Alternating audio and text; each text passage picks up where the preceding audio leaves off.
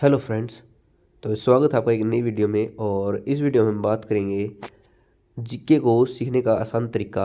और सबसे आसान तरीका जो है जीके को सीखने का वो है मैपिंग के ज़रिए। और अभी तक आपने मतलब कि जीके पढ़ी होगी, लेकिन कई बार दक्षिण राज्य है, पूर्वी राज्य है, कुछ भी आ जाता है तो आप कन्फ्यूज हो जाते हैं कि ये कहाँ पर है, किस साइड है, कैसे है। यदि आपने मैपिंग की पूरी जानकारी है, मैपिंग आपके दिमाग में है, तो जीके को आप ये मान लो यदि आपकी 10% है तो आपकी 90% हो जाएगी। मतलब कि जीके से यदि आप मैपिंग के ज़रिए आप यदि जीके सीखोगे तो आपको बहुत आसानी होगी। कई बार क्या होता है, पेपर में एलिमिनेशन मेथड काम आता है, और यदि आपको मैपिंग की जानकारी है तो आप एलिमिनेट ऑप्शन आसानी से कर सकते हो। ठीक है। तो आज हमारी पहली बेसिक क्लास होगी, और इस बेसिक क्लास में, ये कहने को बेसिक क्लास है लेकिन इसमें पूरा ओवरव्यू मैं आपको पूरा इंडिया का ओवरव्यू दे दूंगा। और अगली क्लासों में हम एक एक राज्य के बारे में विस्तार से, प्रॉपर विस्तार से जानकारी करेंगे। और एक बात और बता दूं, ये छोटी छोटी वीडियो होंगी, लेकिन इन छोटी छोटी वीडियो में बहुत सारा डाटा कलेक्ट होगा। और ऐसा नहीं होगा कि हम कोई भी फालतू बात कर रहे हैं, और अच्छी बात होंगी, प्रॉपर टिप टॉप होंगी, और सभी कंसेप्ट आपके क्लियर होंगे। तो शुरुआत करते हैं। सबसे पहले आप एक बार इंडियन मैप को देख लो कि सबसे पहले ऊपर क्या है, जम्मू कश्मीर भाई। आपने देखा होगा ऊपर जम्मू कश्मीर है। आपको ये मतलब कि देखो, पेपर में क्या आता है, नदियाँ आती है, और आपकी पोर्ट आते हैं, आपके बंदरगाह आते हैं, आपके नेशनल पार्क आते हैं, आपके जो पड़ोसी राज्य हैं वे आते हैं। ये सभी मैपिंग के जरिए होंगे। आप ऐसा कहोगे तो आप रट्टाफिकेशन कर लोगे, नहीं भाई। रट्टाफिकेशन कितना करोगे, आपको जब तक इनकी लोकेशन पर आप पता नहीं होगी तब तक आप जीके को आसानी से नहीं कर सकते। सबसे पहले आप देखोगे ऊपर क्या है कि जम्मू कश्मीर है, और ये देखो ऊपर जो है वो उत्तरी राज्य है नॉर्थ में। तो इसके ऊपर तजाकिस्तान, अफगानिस्तान, ये पाकिस्तान, ये है। तो आपको पता होगा कि भाई ऊपर में यदि हम जाएंगे, जम्मू कश्मीर हो गया, हिमाचल प्रदेश, पंजाब, चंडीगढ़, इनके सभी क्या है कि इस तरफ लग रहे हैं, मतलब कि ऊपर उत्तर में है ये। बीच में हमें पता होगा कि एक पर्सन हर बार क्वेश्चन आता है कि हमारी जो कर्क रेखा है वो कितने राज्यों से गुजरती है। 8 राज्यों से गुजरती है। देखो ये कर्क रेखा है। जब तक आपको पता ही नहीं होगा कहाँ से जाती है कर्क रेखा, कर्क रेखा क्या होती है, आप सोचोगे भाई कई विदेश से नहीं जा रही है।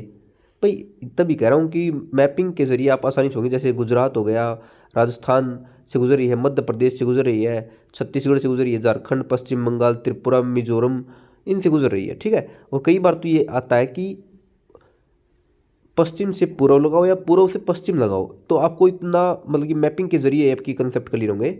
इस तरफ आप देखोगे पूर्वी राज्य में, जैसे ऊपर अरुणाचल प्रदेश हो गया, सेवन सिस्टम में सिक्किम नहीं आता, लेकिन ये 8 राज्य हैं, पूर्वी राज्य है। नागालैंड हो गया, मिजोरम हो गया, त्रिपुरा हो गया, ये मेघालय हो गया, ये मेघालय राजधानी है शिलोंग। और यहाँ पर पश्चिम बंगाल और पूर्वी बंगाल था, पूर्वी बंगाल का नाम हो चुका है बांग्लादेश हो चुका है। ठीक है। झारखंड हो गया, उड़ीसा हो गया, ये देखो यहाँ पर है। नीचे देखोगे तो आप पाओगे कि जो दक्षिणी राज्य हैं, दक्षिण राज्य में आप यदि मेडिवल, यदि आप हिस्ट्री पढ़ेंगे में हिस्ट्री, तो आप देखोगे कि नीचे बहुत से युद्ध होते थे, या जो दक्षिण के राज्य हैं उसके जो नाम थे वो थोड़े थोड़े अटपटे होते थे, जिसमें हमें याद करने को आसानी नहीं होती थी। तो यदि आपको मैपिंग की जानकारी है तो आप आसानी से कर लोगे। जैसे नीचे है आंध्र प्रदेश, तमिलनाडु, केरल। नीचे नदियाँ जाती है, कौन सी 4-5 नदियाँ वे, दक्षिण दक्षिण की गोदावरी, कावेरी, तो आपको पता होगा जैसे ये कावेरी है। ठीक है। तो आपको इंडियन मैप की पूरी जानकारी होनी चाहिए। और आप ये एक एक पर्सन आता है लैंग्वेज का, 22 भाषाएं। यदि आपको मैप की जानकारी है तो आप उन 22 भाषाओं को भी आराम से सीख सकते हो। आगे हम बात करेंगे, जैसे ऊपर सिंधी चालू हो जाती है। ठीक है। अब इसी का जो इंडियन मैप है उसका भारत का जो प्राकृतिक नक्शा है ये, इसमें नदियाँ भी दर्शाई गई हैं, बांध भी दर्शाए गए हैं, सभी दर्शाए गए हैं। जैसे नीचे इसमें है। आज तो हम ओवरव्यू कर रहे हैं, लेकिन बेसिक है, लेकिन पूरा निचोड़ भी है यही भाई। ठीक है। जैसे देखो ये सिंधु का मैदान हो गया, सतलुज, रावी, व्यास, झेलम, सिंधु, झेलम, चिनाब, रावी, व्यास, ये 5 नदियाँ यहाँ पर। ये घग्गर यहाँ पर, यमुना यहाँ पर है, सांबर, लूनी यहाँ पर है, साबरमती, गांधी सागर, ये बांध है, सिंध, बेतना, यमुना कहाँ से कहाँ तक जाती है, सोन। ठीक है। आपको पता होना चाहिए। चीन, ये पूरा चीन लगता है यहाँ पर, पूरा चीन लगता है। ठीक है। तो यहाँ पर देखोगे तो महाबलेश्वर, पणजी, आपको पता होगा कच्छ का रण कहाँ पर है, काठियावाड़ प्रायद्वीप कहाँ पर है,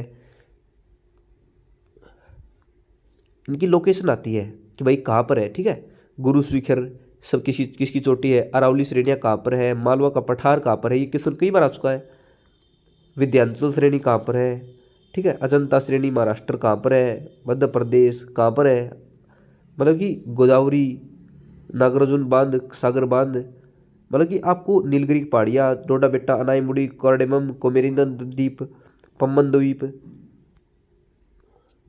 जब तक आपको मैप की जानकारी नहीं होगी तब तक आप अच्छे से जीके नहीं सीख सकते। ठीक है, आगे देखिए, जैसे सबसे पहले आपको ये करना है, जैसे ऊपर नॉर्थ, नीचे दक्षिण, पूर्व और पश्चिम, ये उत्तर पश्चिम, उत्तर पूर्व, दक्षिण पश्चिम। फिर आपको पता होगा, जैसे आपको पता होगा कि जो कर्क रेखा है ये भारत के बीचों बीच से गुजरेगी, ट्रॉपिक ऑफ कैंसर। ठीक है, और जो भूमध्य रेखा है इसी को विषुवत रेखा कहते हैं, इसी को इक्वेटर लाइन कहते हैं। इसके उत्तर में तो भारत है, मतलब कि इसके ऊपर तो भारत है, लेकिन इसके दक्षिण नीचे जो है वो ऑस्ट्रेलिया है। ठीक है, और इसके नीचे है मकर रेखा, ट्रॉपिक ऑफ कैप्रिसिज्म। तो सबसे पहले ऊपर कर्क रेखा है, कर्क रेखा भारत से गुजरती है, फिर भूमध्य रेखा है और फिर है मकर रेखा। और एक क्वेश्चन आता है, भूमध्य रेखा के उत्तर में कौन सा है, मतलब कि भारत, दक्षिण में ऑस्ट्रेलिया। मैंने आपको बताया था कर्क रेखा भारत के 8 राज्यों से गुजरती है और ये भारत को इक्वल 2 भागों में बांटती है, गुजरात, राजस्थान, मध्य प्रदेश, छत्तीसगढ़, झारखंड, पश्चिम बंगाल, त्रिपुरा और मिजोरम।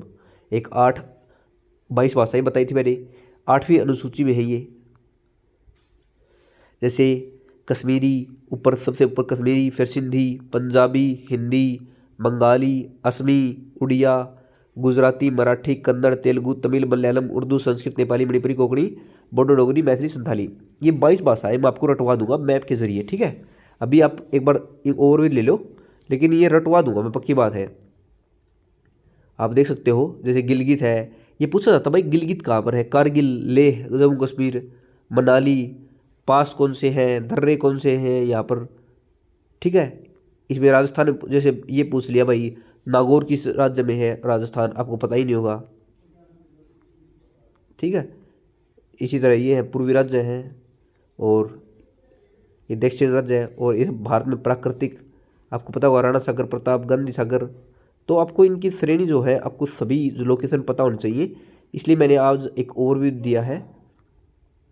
ये सभी जैसे पहाड़ियाँ हैं, अनाईमुड़ी, डोडा बेटा किसकी है, अनाईमुड़ी किसकी है, कोरडेम किसकी है, पुलिकट झील कहाँ पर है, सांबर झील कहाँ पर है, पेनगंगा, वेनगंगा, गोदावरी महानदी कहाँ बहती है, इन सभी को हम अच्छे तरीके से करेंगे और मैप के जरिए करेंगे। और आपको बता दूं, एक बार यदि आपके मैप में दिमाग में ही घूम गई भाई ये नदी यहाँ से यहाँ तक जाती है, ये पठार यहाँ पर है, ये दर्रा यहाँ पर है, ये लोकेशन यहाँ पर है, तो आपको जीके के सीखने में बहुत आसानी होगी।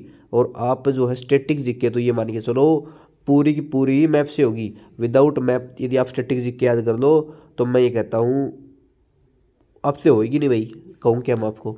ठीक है, तो यदि आपको स्टैटिक जीके और पूरी जीके आपको अच्छे से करनी है, क्योंकि आपने पता होगा एसएससी में जो टीचर है वो अब जाके मैप करने लगे, लेकिन यूपीएससी में जीके हमेशा से ही मैप के जरिए होती थी और मैप के जरिए ही इसको सीखा जा सकता है जीके को। यदि आप मैप के जरिए नहीं सीखोगे तो कभी भी आपकी जीके स्ट्रॉन्ग नहीं होगी। और आपको पता है कि आज के दिन एसएससी हो या यूपीएससी हो, किसी भी सब्जेक्ट, कोई भी यदि स्टेट का एग्ज़ाम हो, जीके के बिना आप सिलेक्शन नहीं ले सकते। ठीक है, तो भाई आज की क्लास में यही था और कल हम स्टार्ट करेंगे, पहला राज्य जम्मू कश्मीर से स्टार्ट करेंगे ऊपर से। ठीक है, और उसकी एक एक बारीक जानकारी हम हासिल करेंगे, क्या है उसमें क्या नहीं, सब कुछ राइटन नोट्स मिलेंगे आपको।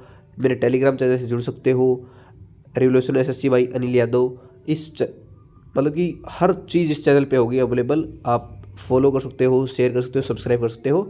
धन्यवाद, थैंक यू।